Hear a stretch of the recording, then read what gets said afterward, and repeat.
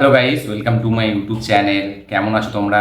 এখন আমরা কথা বলবো হচ্ছে হলিউডের একটি হরর ফিল্ম নিয়ে, যেটা 2023-এ রিলিজ হয়েছিল। ফিল্মটার নাম হচ্ছে ইভিল ডেড রাইস, যেটা হচ্ছে ইভিল ডেড ফ্র্যাঞ্চাইজের স্ট্যান্ড অ্যালোন ফিল্ম হিসাবে দ্বিতীয় নম্বর। তো সেই ফিল্মটা ফাইনালি দেখলাম। কেমন লাগলো এই ফিল্মটা, কতটা ভয়ঙ্কর এই ফিল্ম, সেইটা নিয়ে কথা বলবো। চলো ভিডিওটা শুরু করা যাক। কেমন হলো ইভিল ডেড রাইস? 2023-এর হরর ফিল্ম হিসাবে এই ফিল্মটা ব্যাপক একটা কালেকশন এনেছিল এবং বলা যায় দুর্ধর্ষ একটা কালেকশন করেছিল। 15 মিলিয়নের বাজেটের ফিল্ম, ঠিক আছে, সেখান থেকে দাঁড়িয়ে 147 মিলিয়ন বক্স অফিস করেছিল, যেটা কিন্তু দারুণ একটা ব্যাপার। এবং এই ফিল্মটা ইভিল ডেড, যেটা 2013 এসেছিল, তার 10 বছর পর রিলিজ হচ্ছে।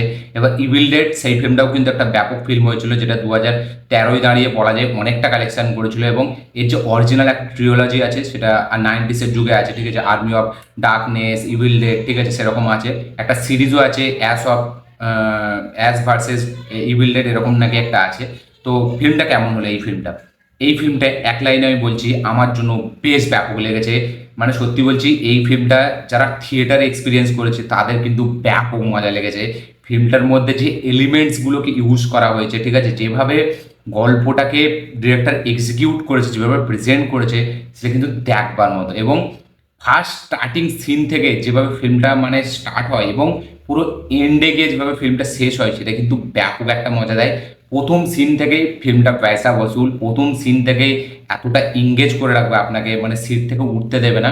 এবং এই ফিল্মটা বড় স্ক্রিনে দেখার একটা আলাদা এক্সপিরিয়েন্স, প্যাকড অডিয়েন্সের সাথে দেখার একটা আলাদা এক্সপিরিয়েন্স। এতে জাম্প স্কেয়ার মুভমেন্টস অনেক আছে। আচ্ছা, এতে মানে হরর এলিমেন্টস প্রচুর রাখা হয়েছে, ঠিক আছে, হরর যে সিনগুলো হয়, ঠিক আছে, যেগুলো আমরা দেখি সচরাচর। এবং এখানে কস্টিউমের ডিজাইনিং সেটা কিন্তু ব্যাপক। তার সাথে সাথে মেকআপের কাজ কিন্তু দুর্ধর্ষ, আমার হেভি লেগেছে মেকআপের কাজটা।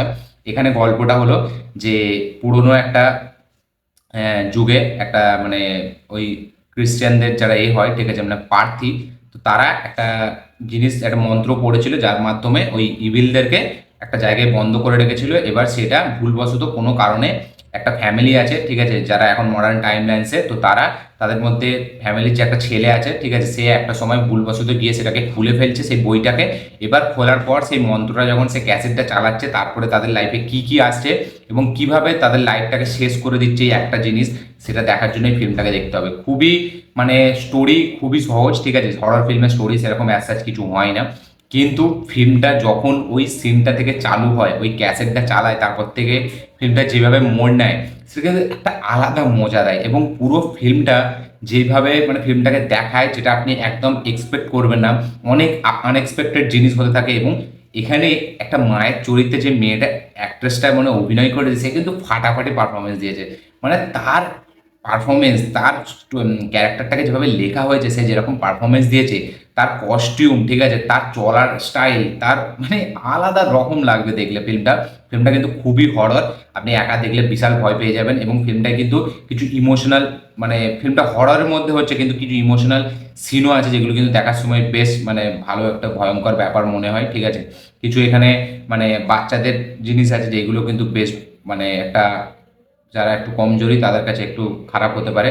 কিন্তু ওভারঅল ফিল্মটা যেভাবে ডিজাইন করেছে, যেভাবে ফিল্মটা চলতে থাকে, স্ক্রিন প্লেটা এতটা টাইট, এতটা এঙ্গেজিং, যে পুরো ফিল্মটা যখন আপনি স্টার্ট করবেন, প্রথম সিন থেকেই আপনার দেখার মানে একটা এক্সপেকটেশন আলাদা লেভেলে থাকবে। এবং ফিল্মটা যখন শেষ হবে, তারপরে যে পার্টটা আসবে, সেটার জন্য আমরা ওয়েট করে থাকি। এখানে কিন্তু এন্ড ক্রেডিট সিনে মানে সেরকম কিছু দেখায়নি যে আমরা পরের পার্টের হিন্ট দেওয়া হয়েছে, এরকম না। কিন্তু এই যে কাহিনীটা, যেটা ফিল্মের মধ্যেই বলে দিয়েছে যে এটা কিন্তু কখনো শেষ করা এটাকে মানে পসিবল না, ঠিক আছে, এটা কিন্তু একটার পর একটা জেনারেশন বা একটার পর একটা মানুষকে এটা বস করতেই থাকে, এটাকে রোখা মানে আটকানো সম্ভব না। এবং সেটার জন্য এ থেকে আমরা বুঝতে পারি যে পরের একটা একটা করে পার্ট আসবে। এবং ফিল্মটা যেইভাবে মানে পুরো ওই ওভারঅল ওই একটা বাড়ির মধ্যে যেভাবে ফিল্মটাকে শ্যুট করা হয়েছে, যেভাবে ওই একটা রাতের গল্প, সেটাকে যেভাবে ডিজাইন করা হয়, সেটা কিন্তু দেখার আলাদা মজা দেয়। খুবই এন্টারটেনিং, খুবই হেভি, খুবই একটা ভয়ঙ্কর, খুবই হরর একটা ফিল্ম। যেটা কিনা আমি বলবো হরর ফিল্ম হিসাবে আমি কিন্তু অনেক দিন পর মানে আফটার বলা যায় কনজিউরিং দেখেছিলাম। তারপরে রিসেন্টলি কিছুদিন আগে একটা ফিল্ম দেখেছিলাম, আমি আপনাদের সাথে শেয়ার করেছিলাম। ওই ফিল্মটা আমার চ্যানেলে রিভিউ আছে, ফিল্মটার নাম এই মুহূর্তে মনে পড়ছে না। ওই ফিল্মটা আমার খুব সুন্দর লেগেছিল। তারপরে বলা যায় অনেক দিন পর একটা এরকম ফিল্ম দেখলাম হরর ফিল্ম হিসাবে, যেটা কিন্তু দারুণ এন্টারটেনিং এবং একবার না রিপিটে 2-3 বার দেখা যায় এরকম একটা ফিল্মে পারফরমেন্স মানে একটা বাচ্চা থেকে শুরু করে বড় অ্যাক্ট্রেস যারা আছে প্রত্যেকের পারফরমেন্স এতটা সঠিক মানে আপনি জাস্ট মুড ধরতে পারবেন না।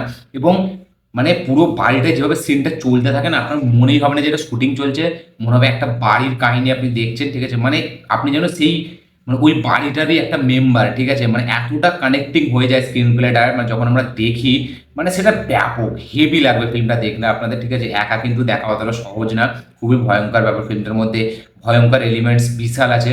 আপনারা দেখুন ইভিল ডেড রাইজ, দেখে অবশ্যই কমেন্ট করবেন যে আপনাদের এই ফিল্মটা কিরকম লেগেছে। যারা অলরেডি দেখে নিয়েছেন তারাও কমেন্ট করবেন যে আপনাদের এই ফিল্মটা দেখার কি এক্সপিরিয়েন্স ছিল, কারা কারা বিগ স্ক্রিনে দেখেছে, কারা কারা এমনি নর্মাল মোবাইল বা টিভিতে দেখেছে, তারা অবশ্যই কমেন্ট করবেন। এই ফিল্মটা হিন্দি ডাবিং এতদিন অ্যাভেলেবেল ছিল না, এই রিসেন্টলি হয়েছে, তাই জন্যই আমি দেখলাম। তো দেখে অবশ্যই আপনাদের মতামত, আপনাদের কি এক্সপিরিয়েন্স সেটা শেয়ার করবেন।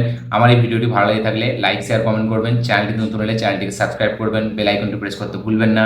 দেখা হচ্ছে পরের ভিডিওতে, ততক্ষণের জন্য বাই।